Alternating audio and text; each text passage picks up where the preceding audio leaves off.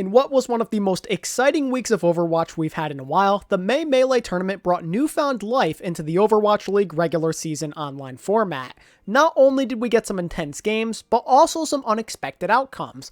While the significance ranges from team to team, I was able to come up with one thing I've learned about every team after watching them play in the May Melee tournament. Let's begin. The Vancouver Titans. You guys are making progress faster than I thought. Okay, so I know they still got eliminated in the knockout round and all, but I was impressed. The Titans showed me life. The addition of their new DPS player Shockwave seems to have put them in the right direction. While I do believe that Toronto played poorly in this showdown, I will have to give credit where it's due still. Shockwave's flanking echo was a problem. At times, Toronto literally had zero clue how to stop him. He was causing chaos and miscommunication issues everywhere. Not only that, but the team in general appeared to be clicking a lot better. Given that they are a new team that was recently formed and that some of their players are on 200 ping, giving Toronto such a hard time is impressive. While they still do have a long way to go, it's meaningful to witness them push their opponents to the brink. Being able to keep up with other bottom teams in the league is a good place to start given the circumstances. The Boston Uprising. This feels like a completely different team. So Boston made it very clear that their win over the Gladiators from the other week was no fluke. Punk really might be the answer this team was looking for. To push the Paris Eternal that hard is worthy of the highest praise. I mean, honestly, I can't believe how big of a difference one guy is making, and it's not just because Punk has been playing quite well. Everybody looks so reinvigorated. The previous synergy with Fusions and Color Hex has truly been a difference maker. Everyone's spirits are up, up, up. That win against the Gladiators has given Boston a pulse, and that could not be more evident by how great everybody's looked over the last couple of games. They may not have beaten Paris in the end, but coming as close as they did has got to have those guys in a great mood. Boston seriously may be on the up and coming. The Toronto Defiant. You seem to be getting worse. I'll be straight up honest. Toronto's poor performance against the Titans is concerning. Barely taking down a team that has like a month of synergy is not a good sign. Besides the new flex DPS you plugged into your lineup, everything else is still the same. Is Surefour the glue that holds your team together or something? I don't understand what the problem is. Having to rely on Karif to carry you against a team you should be the superiors of really does scare me. You literally almost beat the Valiant the other week. Where is this regression coming from all of a sudden? No disrespect to the Titans because I really do believe they played well, but the Defiant have been together for far longer. They truly do feel like a bottom tier team right now. At least their new rookie looked pretty decent. Maybe he'll be the long-term answer for them at flex DPS so long as Echo and or May are part of the meta. The Washington Justice. The transition you're making might be long and painful. Coming into this event, I was not expecting much from the Justice. A first round exit for them is not much of a surprise, and seeing them get stomped on doesn't really shock me either. This is practically a new team who are still trying to find their identity. With Corey and Stratus gone plus them going full Korean now, it's going to take some time for the comfort level to get where it needs to be. You still have to worry about properly incorporating Janu and Stitch into the right role, and you need them in America as well so they're not playing on 200 ping. I know it doesn't count for much, but at least Janu committed to a long-term deal with the team, so they have their off-tank for the future. I don't believe Stitch is off of that 14-day contract yet though, so his fate has yet to be determined. This team has some good pieces, but they need more players and time before they're ready to be any kind of threat. The Houston Outlaws. Hydration might actually be the answer for your main tank problems. It sounds silly to say out loud, but I think I might like Hydration as the team's main tank over Muma. I don't want to say for certain just because I've only seen him play a couple of games, but I like the direction the Outlaws are heading in with him as the leader right now. From the individual standpoint, his mechanics and decision making on the tanks he played were pretty decent for somebody whose natural position is flex DPS. When looking at overall team performance, everybody seemed pretty comfortable with Hydration in there. Him and Meko appeared to be on the same page. And while I'm talking about the team, I have to say that the Outlaws didn't do too bad in that match against the Fuel. In my opinion, they made the Fuel really earn that. It was just an unfortunate turn of events to run into a red-hot Decay who had an all-time great performance. If they had run into Dallas on a different day, this game might have been a lot closer. All in all, I'm satisfied with how Houston did in this tournament. The Dallas Fuel. Decay is a god, but you aren't quite ready to level up. The Fuel did about as well as I thought they would in this thing. They got out of the knockouts, but ran into a superior team in the quarterfinals. The Fuel are getting close though. Once again, they gave the Shock a good match, and if they hadn't seen on Rialto, who knows what could have happened. A lot of people have been showing up in the big games for Dallas. This especially goes for the DPS. Decay and Doha have been crazy all year, and so long as they play at that high of a level, the game they're playing in will always be winnable. Let me take a moment to praise Decay for what he did in the Houston game though. I know I referred to it a few moments ago, but what this man did is truly special. It was absolutely one of the greatest individual performances I have seen at the pro level. What he did on the Widowmaker is ridiculous. A 42% scoped critical accuracy is unreal. It's been a long time since I've witnessed a player have such a dominant performance on Widow. The problem is though, Decay can't always do it by himself. In my honest opinion, the Fuel should try and make an upgrade or two. The main support position in particular could use some extra firepower. Closer has been quite inconsistent, and we saw the ugly part of it against the Shock. He was getting picked off first way too often. For the life of me, I could not figure out why he was peeking so much into the sightlines of Ansan. The man literally has Sniper in his name. In what world is that a good idea? The Fuel do have promise. If they can show me more improvement and maybe they upgrade the main support position, they'll be a real problem to deal with in the future. The Paris Eternal. You've proven you can hang in there even without some of your biggest playmakers. Paris were practically playing this tournament with the training weight still on.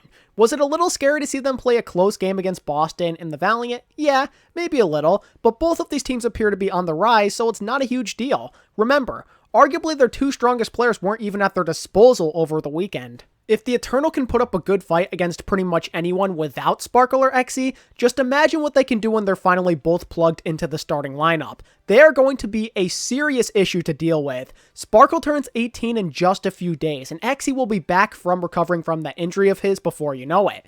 The Element Mystic synergy between those two plus Hanbin is going to make a huge difference, and I'm sure the situation will only further improve when they finally get Fielder on normal ping. The team's ceiling is ridiculously high. It's quite terrifying to think about, actually. Don't sweat this tournament loss, Paris fans. You'll be in the position to start winning them before you know it. The Los Angeles Gladiators. Nothing has changed. This response may sound basic and even cold, but it's the truth. In my eyes, the Gladiators continue to pull the same stunts over and over again. This team has what it takes to be one of the best, but for some reason, they can't overcome the obstacles needed to get there. The Gladiators are quite strong on paper. I already loved their tanks and supports heading into Season 3, and their DPS have earned my trust over time this year. They may even have one of the better coaches in the league in DPay. But no matter what happens, it's the same result. Every once in a while they surprise us, but they can't ever seem to beat the really good teams consistently. They didn't even do that bad against Philly or anything. They played a decent game, but that's the big underlying problem here. They run out of gas or get outplayed more often than not in these types of scenarios. If the Gladiators want to be taken more seriously, then they have to start making some serious noise. The Atlanta Reign. They aren't who we thought they were. I've probably said it a million times, but the Atlanta Reign continue to showcase the same problem. No matter what happens, they can't seem to overcome the good teams. Want to take a guess at how many teams they've beaten this year who have had more wins than they did losses at the time of when the match was played? If your guess was 0, then you would be correct. With the amount of talent they are working with, that is unacceptable. This team should not be strictly relying on games against mediocre teams to maintain a decent record. They are far too good for that. It's time to figure it out, Atlanta. You have arguably been the biggest disappointment of the year so far, and there is no reason for you to be in such a position to begin with. Nobody's going to take you seriously until you get your act together. The Los Angeles Valiant. You continue to surpass my expectations. I've gotten to the point where I'm officially ready to say I am done underestimating the Valiant. Every single time I count them out, they make me regret it. You don't think we can beat Atlanta? We'll show you. You don't believe we can take down Paris? KSP and Shaxx would like to know your location. The point I'm trying to make here is that this team deserves more credit, and I need to start dishing it out to them. The Eternal may not have been at full strength, but they're still genuinely a good team, with or without their Korean DPS. This team has greatly surpassed expectations this year, and you really have to give credit where it's due to Packington and the scouting for that. They know talent when they see it, and they know very well how to get the most out of their players. Packing puts so much faith in his players, and you can really tell how much that affects their confidence. In the month of May, KSP and Shaxx killed it. No other way to put it. They were looking like one of the deadliest DPS duos in the league. I'm very pleased with how Dreamer's been progressing as well. He's been holding his own. I am very curious to see how these guys do once we get back from the hiatus. The Philadelphia Fusion. You are not invincible. Sorry, Philly fans, but it looks like your path to greatness is a bit bumpier than anticipated. They straight up got outplayed by a very confident Florida Mayhem team. The Mayhem were the better team on Sunday, no other way to explain it really. Did Philly play at their best in that game? No, in my opinion they really didn't, but Florida still did play a complete game. Maybe the Fusion took their opponents too lightly. Regardless of why it happened, the fact remains that Philadelphia have plenty of competition out there in North America. And it's not just the Shock in Paris. Teams like Florida are clearly on the rise right now. They've got to step up their game. With their current record, it's not a huge deal to slip up in a tournament here and there, but a few teams are starting to slowly but surely catch up. If the Shock and Mayhem continue to play this well, then Philly could be in danger of losing that top 2 spot in the league eventually. The Florida Mayhem. It's safe to say that you are a top team now. If you had any doubts about the Mayhem going into this tournament, then surely your concerns were put to bed after the amazing weekend they had. Outplaying the Fusion is impressive enough as it is, but taking the Shock to 6 maps in the finals as well shows you how confident this Florida team is now. They are improving at quite the alarming rate. Just a month or two ago, they were still trying to find their groove, and look at them now. They're top 5 in the standings, and they've won 7 of their last 8. Everything is clicking right now. Kuki is working his magic as the head coach. Gargoyle and Gangnam Jin continue to be quiet carries, all while Yaki and BQB are making their case for a potential top 5 DPS duo in the league. BQB has been a pleasant surprise this year. With how mediocre he was in 2019, people's expectations weren't that high, but here he is in 2020 looking like one of the better hits game players in the game currently. And don't even get me started on Yaki.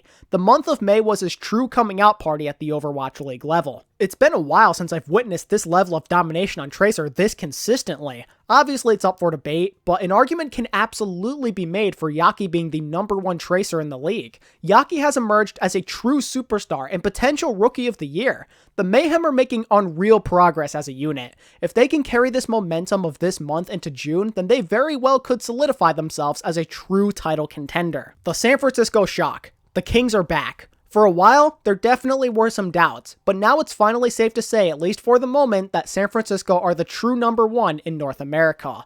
While they certainly aren't unbeatable, they still are a scary team. They've been firing on all cylinders as of late. The versatility of the Shock roster is once again proving to provide a massive advantage. Between Rascal and Ansan looking like freaks of nature and Choyobin being consistently amazing, the Shock can fend off pretty much any threat in the league. And a big shout out has to go to Violet too. He looked incredible during that tournament run. With Twilight soon to be at the Shock's disposal, Violet knows very well that he could be benched in certain situations. Playing at this kind of level can help him avoid that. I know we make fun of him for his Ana sometimes, but you can't deny that this man is clutch when he needs to be. He almost always comes up big during the finals. The Baptiste clinic he put on against Florida is hard to forget about. The Shock are back, and they are here to stay, ladies and gentlemen. The Hangzhou Spark. You better hope Architect is the difference maker. It goes without saying that the Spark had quite the disappointing performance against the Dynasty. Keep in mind that it was pretty much in the same meta they beat them in just a few weeks prior.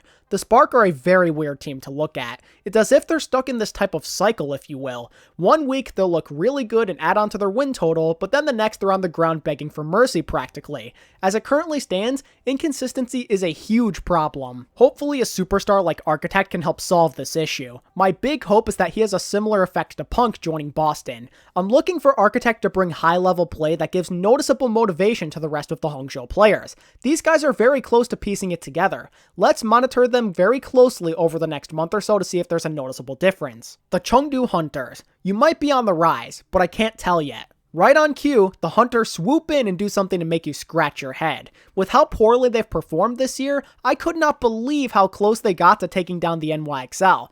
Sure, New York didn't play all that great over the weekend, but Chengdu is a team they've literally been demolishing this year. Good on the Hunters for giving us a good show. They pushed the NYXL to their limits. There were quite a few moments where it seriously did look like they were going to win that series. Gibraltar was such a close call. If the Hunters can continue to fight hard against their competition in the coming weeks, then there still might be hope for them to turn their bad season around. It would be ideal if they could sneak up on somebody and pull off an upset in a future tournament. Those bonus wins might be the difference maker they so desperately need. The London Spitfire. This young team is progressing faster than anticipated. I have to say, I'm impressed. I didn't give London much of a shot against Shanghai, and they made me regret counting them out so easily. It's as I said in my May Melee predictions video. This team is young, they're hungry to prove themselves, and they pick up on things very fast. They more than exemplified that against the Dragons. At the rate they're going, nobody's going to want to face them in a game. Even if the team is better, it's going to be a tough battle. The Dragons learned that firsthand, and I guarantee you other teams took notice of this and feel a bit concerned now. This team has limitless potential. What will they accomplish next? The Guangzhou Charge. You haven't changed, but in the good way. While the result may not have been the one they were looking for, the Charge are continuing to show that they can hang in there with top-notch competition. The month of May was quite successful for them. The only game they dropped was against Seoul in the tournament, and there's no shame in that considering how hot they were getting at the time. In the only game they took an L in this month, they went down fighting. You love to see that if you're a fan of the Charge. You're winning more games, and you go down fighting in the ones you lose. If Guangzhou can keep this up, then they'll be in prime position to maybe snag a top 6 spot in the standings by the time the regular season comes to a close. The only problem is, Nero is supposed to be returning to America to renew his visa soon, and who knows how long that process could take. He has consistently been the bright spot of this Guangzhou team this year, and I fear they will end up missing his flexibility and leadership. June is going to be the true test for the Charge. Let's see if they have what it takes to win when they're not at full strength. The New York Excelsior. You showed signs of weakness. I'm definitely not the only person who noticed it, right? The NYXL seemed to be a little uncoordinated during the May Melee tournament. Their struggles are a good indication. To nearly get beaten by Chengdu is not a great sign. I'll chalk it up as them having a bad weekend for now because they are a very talented team, but the thought still does linger in my mind. They depended on Mono to bail them out so much, and that's not okay. The others have to pull their own weight or they're never going to win the big games. It is my hope that we see improvement once Nene can finally get back to Korea. And who knows, maybe Mandu will solve their problems as well now that he's finally turning 18. The man is a prodigy on Lucio, and the aggression he brings to the table could make for a better match compared to how Animo plays. Hopefully he makes the difference they're looking for because as of right now, they do not have what it takes to be the best. The Seoul Dynasty. I still don't understand you. Besides Chengdu, the Dynasty are easily the biggest head scratcher in the league for me. One week they appear to be a top tier team, but then the next they get completely dominated. I am begging you, Seoul, please make up your mind. Are you a good team? Are you average? What's the deal? At their peak, they can give the Shanghai Dragons a run for their money, but that's only when they're able to hit their stride, which we have only seen a few times. I pray that the Dynasty start to click more and more often now. They've proven they can improve in metas, but it takes them about a month to get there. Please figure it out, Seoul. You're an absolute nightmare to place in any sort of power rankings. The endless cycle needs to stop. Enough of looking like a contender early on in the season, then showing signs of weakness shortly after. It's time to break the cycle. Please do it for the sake of everybody's sanity. The Shanghai Dragons. You are still the top dogs in Asia. For now. The Shanghai Magic was in full effect during this tournament. Once again, they show that they're one of the clutchest teams around. Coming back down 3-0 is absolutely incredible, and many of their players truly do look like they belong at the top of their class. However, they are nowhere near what you'd call invincible. They have been tested time and time again. There's a huge target on their backs. They are the team everybody wants to beat right now. For now, they comfortably sit at the top of the standings, but that might change in the blink of an eye. With that said, that's going to wrap up today's video. That is one thing I learned about every team after watching the May Melee tournament. If you enjoyed this content, then it would mean a lot to me if you could like, comment, and subscribe. After that, consider joining the Discord, following me on Twitter, and becoming a channel member. And as always, thanks so much for watching. I really do appreciate it. And until next time, this is ATP, signing out. Peace.